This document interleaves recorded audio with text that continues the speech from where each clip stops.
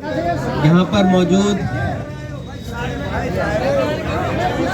आप अगर आगे आ जाओगे तो हमसे बात नहीं हो पाएगी। यहाँ पर मुझे लगता है हमसे पुराने कोई अगर कांग्रेसी है तो वो डाटा साहब है। केवल मात्र मैं आज उनका नाम यहाँ पर लूँगा। सम्मानित मंच, मेरे सामने बैठे हुए जितने भी बुजुर्ग हैं, मेरी माताएं हैं, नौजवान साथी हैं, राजनीति के अंदर आदमी क्या कमाता है आज मुझे वो देखने को मिल रहा है। चाहे हमारे दादाजी स्वर्गीय राव अभय सिंह जी हो, मेरे पिता कैप्टन अजय सिंह यादव जी हो, ये इतने सुख का अनुभव हो रहा है। टिकट चलो किसको मिली किसको नहीं मिली वो तो अलग बात है, पर दादाजी से लेकर कप्तान साहब से लेकर और मेरे तक आप सब लोग एक बुलावे पे यहाँ आए। मुझे लगता है यही एक हमारी कमाई है जो हमने 30 साल के अंदर कमाया है। अभी मेरे से पहले बोलते हुए बहुत सारे वक्ता कह रहे थे कि भी टिकट किसको मिली किसको नहीं मिली, ये तो जी बात की बात है।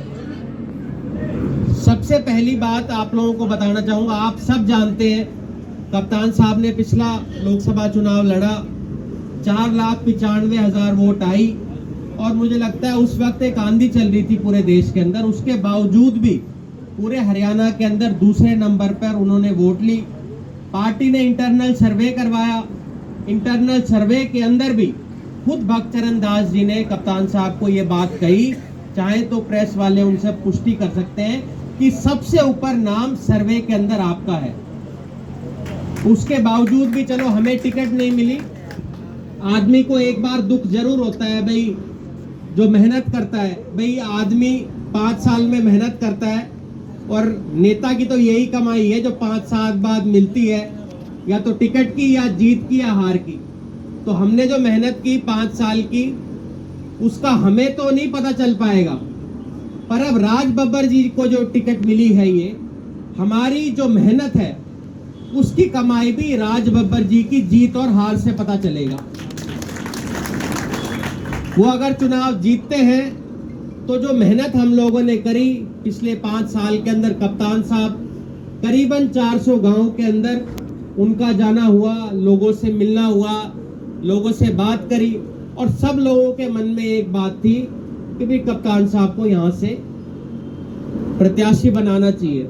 आप लोगों को भी जान के आश्चर्य होगा कि राव इंद्रजीत जी को भी इतना भय है हमसे कि उन्होंने अपने प्रचार की शुरुआत अपने गांव से नहीं करी, हमारे गांव से करी। जो प्रत्याशी होता है वो शुरुआत अपने गांव से करता है, उन्होंने अपने गांव से नहीं करी, सहारनवास से करी और गोकलगढ़ से करी। भाई ये दर्शाता है कितना भय उनको था। कल उनकी एक स्टेटमेंट आ रही थी जिसके अंदर वो कह रहे थे कि कांग्रेस पार्टी से चूक हो गई प्रत्याशी चुनने में। मैं उनको ये कहना चाहता हूं कि कप्तान साहब को टिकट नहीं मिली है। कप्तान साहब की फौज आज भी तैयार है आपसे लड़ने के लिए और हम आपसे लड़ेंगे और आपको हराएंगे। आप लोगों ने भी देखे होंगे उनके कार्यक्रम हुए कई गांव के अंदर, सहारनवास गए वो, बूढ़पुर गए वो, गिंदोखर गए वो। हमारा भाई अभी परवीन यहाँ पर बोल रहे थे, उनके वार्ड के अंदर भी गए राव इंद्रजीत जी। केवल मात्र 100 लोग उनको मिले, वो भी 4 वार्डों के कार्यक्रम के अंदर 100 लोग मिले। ये दर्शाता है कि कितना रोष उनके प्रति लोगों के अंदर है। पिछले दिनों में हमारे एक प्रेस के साथी खरकड़ा गांव के अंदर गए थे, पूरे गांव से उन्होंने पूछा सवाल, एक व्यक्ति उनको नहीं मिला जिसने ये कहा हम राव इंद्रजीत को वोट देंगे। मैं अभी पिछले दिनों में जब तक टिकट का फैसला नहीं हुआ था, एक गांव के अंदर चला गया, पटौदी के अंदर एक वहां कार्यक्रम था। मैंने उनसे कहा जी आप लोग बुराई तो राव इंद्रजीत की करते हो पर वोट उसी को दे देते हो। उससे कभी सवाल भी किया करो कि भी आपने हमारे लिए इतने सालों के अंदर क्या किया। बोले जी कभी कोई आए तो हम उनसे सवाल करें। ये कितना बड़ा दुर्भाग्य है हम सब लोगों का कि एक ऐसा व्यक्ति जो हमारे बीच में नहीं आता, अपनी बात नहीं रखता, अपने मुद्दे नहीं रखता, ये बताता नहीं है इस इलाके के लिए क्या किया है। कल वो स्टेटमेंट दे रहे थे कि राज बब्बर जी बाहरी हैं, मैं उनसे कहूंगा, हो सकता है राज बब्बर जी बाहरी हो, उनका तो घर गुड़गांव के अंदर है, पर इस बाहरी का क्या करे जो हमारा होकर भी दिल्ली रहता है। बाहरी तो वो हुआ ना जो हमारा सांसद होकर भी बाहर रहता है। उससे कोई ये पूछो कि 5 साल में कितने दिन वो लोगों के बीच में आया। जब कोरोना काल हुआ तब क्या किसी भी व्यक्ति ने उसको यहां पर देखा? उनके जो यहाँ सिपा सलार है, उनकी बेटी है, क्या उनमें से कोई आप लोगों के बीच में आया? तो एक ऐसा व्यक्ति जो हमारे दुख सुख में नहीं आता। मैंने एक व्यक्ति से पूछा एक कार्यक्रम के अंदर कि भाई आपने राव साहब को न्योता दिया। बोला जी देने का क्या फायदा है। बोला जिनके देते उनके भी नहीं आते। तो उनका एक कार्यकर्ता बैठा हुआ था, उसके मन में इतनी ज्यादा टीस हुई उस बात के ऊपर। बोला जी मैं अभी बुला लेता हूँ राव साहब को। मैंने कहा आप बुलाने की छोड़ो, आपके पास फोन नंबर है? बोला हाँ जी फोन नंबर तो है। मैं बोला मिलाना? बोला मिला नहीं सकता। तो आप बताओ, ऐसा आपका नेता हो जिससे आप सीधा बात नहीं कर सकते, उस नेता को बनाने का क्या फायदा है? नेता तो वो होना चाहिए ना जो आपके बीच में हो। मैं दावे के साथ कहता हूं, रात के 1 बजे भी आप कप्तान साहब को फोन उठाओगे तो पहली घंटी के अंदर आपका फोन उठाते नहीं उठाते? आप बताओ। तो नेता तो ऐसा होना चाहिए जो आपकी आवाज को उठाए, पर उनको कभी वक्त ही नहीं मिलता है। आप मानोगे नहीं, आज से 1 हफ्ते पहले की बात है, मेरी बेटी का जन्मदिन था, तो वो गोल्फ क्लब के अंदर करा हुआ था।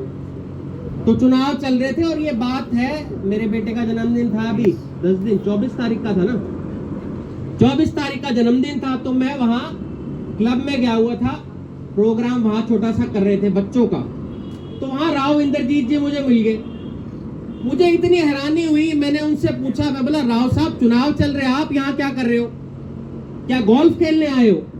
तो एक ऐसा सांसद जो आज भी इतनी घमंड के अंदर है कि लोगों के बीच में ना जाकर गोल्फ खेलने लग रहा है, उसको ऐसा लगता है कि बिन मांगे ही मुझे मिल जाता है। मैं आपसे एक अनुरोध करूंगा, अब की बार मौका है, पहली बार हम लोग देख रहे हैं भाई हमारा सांसद गांव-गांव जा रहा है, ये बड़ी खुशी के महसूस हो रहा है मुझे। आप लोग उनका विरोध मत करिए, पर आप उनसे ये जरूर पूछिए कि आपने हमारे लिए पिछले 10 साल जब यहाँ से सांसद रहे, उससे पहले भिवानी महेंद्रगढ़ से रहे, आपने हमारे लिए क्या किया? उनके पास एक ही जवाब है, मैंने रेवाड़ी में एम्स बनवा दिया। भाई आप मुझे बता दो, एम्स बन गया? 10 साल झुंझुना दिया एम्स का, एम्स की एक ईंट नहीं लग पाई। आपका बस स्टैंड नहीं बन पाया रेवाड़ी का, धावड़ा का गंदे पानी का फैसला आज तक नहीं हो पाया है। मेट्रो जहां खड़ी थी गुड़गांव के अंदर, जहां कांग्रेस पार्टी छोड़ के गई थी, वही वो मेट्रो है, उससे आगे 1 किलोमीटर भी नहीं चल पाई है। आप बताओ इन्होंने क्या किया इस इलाके के लिए? ये ऐसा इलाका था जहां से सबसे ज्यादा लोग फौज के अंदर जाया करते थे। अग्निवीर सिस्टम कर दिया 4 साल के लिए, 4 साल बाद पेंशन आ जाओ। जैसे हमारा मुख्यमंत्री पहला अग्निवीर बन के आया है, ऐसे ही अग्निवीर बन के हमारे नौजवान आएंगे 4 साल बाद। आप बताओ 4 साल बाद वो क्या करेंगे? 4 साल बाद आप ये मानोगे उसका तो ब्याह भी नहीं होगा जो 4 साल अग्निवीर बन के जाएगा। आप बताओ, ठीक बात है। गांव में पूछते हैं भाई 4 साल वाला है या पूरे वाला है? आप जिस एक फौज तो हमारे लिए जज्बा है, हमारे लिए शान की बात है, उसको भी आप लोगों ने प्राइवेटाइज कर दिया। आपने रेल बेच दी, आपने सारी सरकारी जमीनें बेच दी, सारी संस्थाएं बेच दी। अभी पिछले दिनों में आपने देखा होगा एक बहुत बड़ा घोटाला है। ये लोग कहते हैं हमने कोई घोटाला नहीं किया। इलेक्टोरल बॉन्ड का कितना बड़ा घोटाला इन लोगों ने किया है, कितना चंदा इन्होंने चोरी किया है। कोविड काल के अंदर इन लोगों ने सबको टीके लगाए थे, तब मोदी जी की फोटो नजर आती थी ना। अब आप निकालिएगा, मोदी जी की फोटो वहां से गायब हो गई है। अब आप उनसे पूछिए फोटो अब क्यों गायब हो गई है? आपने भी सुना होगा कोविशील्ड जिन लोगों को लगी है उनके हार्ट अटैक के केस में बढ़ोतरी हुई है। ये कोर्ट में इन लोगों ने इस बात को स्वीकार किया है। अब आप अगर अपना सर्टिफिकेट नहीं निकालोगे तो ये कहेंगे मोदी जी की फोटो वहां से गायब होगी। पहले बड़ी छाती ठोक के कहा करते थे हमने मुफ्त की वैक्सीन लगाई है। पहली बात तो ये मुफ्त के आपने घर से लेके आए थे। सरकार का पैसा जो होता है वो लोगों का पैसा होता है, उसको आप लोगों के पे लगाएगा तो किस पे लगाएगा। पर उसमें भी इन लोगों ने ये कहा कि ये जो वैक्सीन थी ये हम लोगों ने फ्री में लगा दी, और फ्री में भी एक ऐसी लगाई जो लोगों का सत्यानाश हो गया। आप लोग रोज देखते होंगे कोई जिम में एक्सरसाइज करते करते गिर रहा है, कोई शादी में नाचते नाचते गिर रहा है। आने वाले समय में आप देखेंगे जिस तरह की स्टडी निकल के आ रही है उसमें ये कहा है कि सबसे बड़ा घोटाला कोई है तो ये वैक्सीन का घोटाला है। जो इनकी कंपनी है सीरम की कंपनी, उसने इनको एक दिन में 52 करोड़ रुपए का चंदा दिया था। इनसे पूछो भी तुम उनसे वैक्सीन ले रहे थे, उन्होंने तुम्हें चंदा क्यों दिया। अगर इनसे कोई सवाल करे तो ईडी और सीबीआई उसके ऊपर बैठा दो। ये एक ऐसी सरकार है जिसने लूट और खसूट के अलावा लोगों को कुछ करने का नहीं किया। एक बार फिर आप लोगों से कहूंगा, अब आप लोगों के बीच में राव इंद्रजीत जी जब आए, चाहे शहर में चाहे गांव में, यहाँ बावल से भी कुछ हमारे साथी आए हैं, गुड़गांव से भी साथी आए हैं, पटौदी से भी आए हैं, इनसे भी कहूंगा आपके इलाके में अगर आए इस दुख को आप भूल जाइए। किसको टिकट मिली, हमें सिर्फ ये देखना है कि राज बब्बर जी हाथ के निशान पे लड़ रहे हैं। हम सिर्फ हाथ के निशान को जानते हैं, हम सिर्फ सोनिया गांधी जी, राहुल गांधी जी, खड़गे जी को जानते हैं। हम उनके नाम पे वोट मांगेंगे। जब ये आप लोगों के बीच में आए तो इनसे जरूर पूछेगा तुमने क्या काम किया है। आज भी जब गांव में जाते हैं तो ये मोदी जी के नाम पे वोट मांगते हैं। अरे तुम्हें इतने साल हो गए सांसद बने हुए, तुम अपने नाम पे क्यों नहीं वोट मांगते। अपने नाम पे अगर वोट मांगेंगे तो इनको वोट नहीं मिलेगी, ये जानते हैं। आप लोगों ने भी देखा होगा, इन्होंने कहा था आपका जो गुस्सा है वो मुझ पे मत निकालना। पिछली बार तो इन्होंने राष्ट्रवाद का चुनाव बना दिया, और आज जो माहौल है वो पिछली बार से बिल्कुल विपरीत है। इन्होंने नारा दिया था 75 पार का, याद होगा, हरियाणा के अंदर। अब की बार दे रहे थे क्या 400 पार, 400 पार। अब बोल रहे हैं 400 पार, अब 300 पार भी नहीं बोल रहे। मोदी जी कहते थे ना 400 की गारंटी, कहां गई गारंटी, कोई गारंटी नहीं है।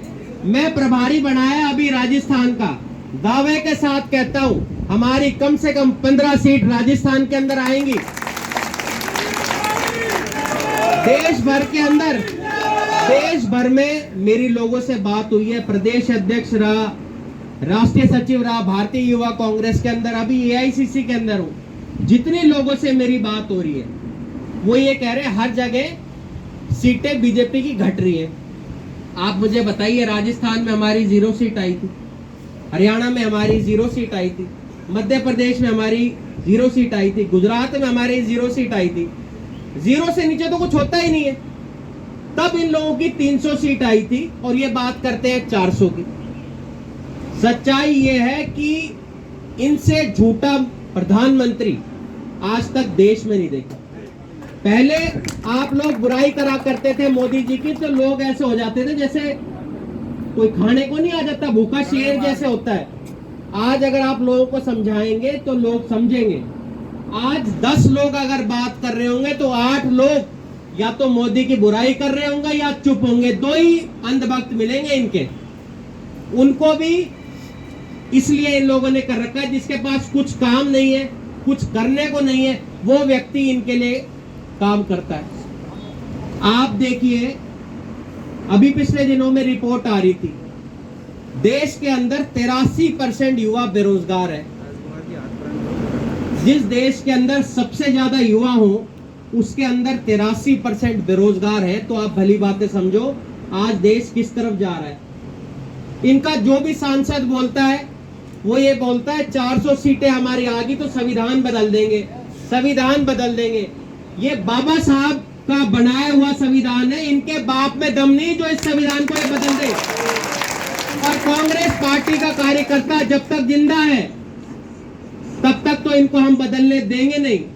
ये देश को आजाद कराने के अंदर अगर किसी का योगदान था तो वो कांग्रेस पार्टी का योगदान था, और अब की बार भी इनसे अगर कोई आजादी दिलवाएगा तो वो कांग्रेस पार्टी दिलवाएगी। और मैं तो आप लोगों से ये भी कहूंगा कि यहाँ नहीं, प्रदेश के किसी भी कोने के अंदर आप अगर किसी को जानते हो, चाहे हिसार में हो, सिरसा में हो, जींद में हो, रोहतक में हो, सोनीपत में हो, वहां आप लोगों से बात करो। आपके रिश्तेदार हो, आ रहे हो, प्यारे हो, उनको बताओ कि कांग्रेस पार्टी को वोट दो। अगर आप देश को बचाना चाहते हैं, इस देश के लोकतंत्र को बचाना चाहते हैं, तो हमें कांग्रेस पार्टी को वोट करनी पड़ेगी। और ये सच्चाई है कि भाई हम सब लोगों ने बहुत मेहनत करी है पिछले 4 सालों के अंदर, और बहुत मन था कार्यकर्ताओं का कि कप्तान साहब इस बार चुनाव लड़े, पर हम चुनाव नहीं लड़ पाए किसी कारण से। पर इसको अपने मन में ना रखते हुए आप लोग जितनी मेहनत कप्तान साहब के लिए करते, उससे ज्यादा मेहनत हम लोगों को राज बब्बर जी के लिए और कांग्रेस पार्टी के कैंडिडेट के लिए करनी है। उसको मजबूत हम लोगों को बनाना है। उनकी जीत ही हमारी जीत होगी। हमने ये भी सोचना है कि 3 महीने बाद विधानसभा के चुनाव भी हैं। आज जो हम लोगों के बीच में जाएंगे, अपनी बातें रखेंगे, उसका फायदा हमें विधानसभा चुनाव के अंदर भी मिलेगा। हमें लोगों से बात करके उनको समझाने की जरूरत है कि कांग्रेस पार्टी एक ऐसी पार्टी है जिसने पहले भी रोजगार दिया है। आपको याद होगा हमारे जो हरिजन भाई हैं, उनको भी 100-100 गज का प्लॉट देने का काम कांग्रेस पार्टी ने ही किया था। आपका जितना भी विस्तार इस इलाके के अंदर हुआ है, चाहे आपकी मीरपुर के अंदर यूनिवर्सिटी के बनाने की बात हो, जो कप्तान साहब ने जब हमारी सरकार थी तब बनाया था, चाहे रीजनल सेंटर बनाने की बात हो, चाहे आपके जितने भी कम्युनिटी सेंटर, सामुदायिक भवन जितने भी बनाए गए, आप किसी भी गांव में चले जाओ, कप्तान साहब के हर गांव में आपको पत्थर नजर आएंगे, शहर में पत्थर नजर आएंगे। वो इसीलिए क्योंकि हमने काम किया है और हम काम करके दिखाने वाले लोग हैं। मैं तो आपका ज्यादा समय नहीं लूंगा। एक बुलावे के ऊपर इतनी भारी संख्या के अंदर आप सब लोग यहाँ पर आए, आप लोगों ने कप्तान साहब के हाथ मजबूत किए, कांग्रेस पार्टी के हाथ मजबूत किए। मैं तो यही कहूंगा, इसी तरह से हम लोग 25 मई तक एक एक कार्यकर्ता कप्तान साहब बनके, राहुल गांधी जी के सिपाही बनके, खड़गे जी का सिपाही बनके, सोनिया जी का सिपाही बनके गांव गांव गली गली जाएं, कांग्रेस पार्टी का प्रचार करें, कांग्रेस पार्टी के प्रत्याशी को ज्यादा मतों से जिताएं। जय हिंद, जय भारत।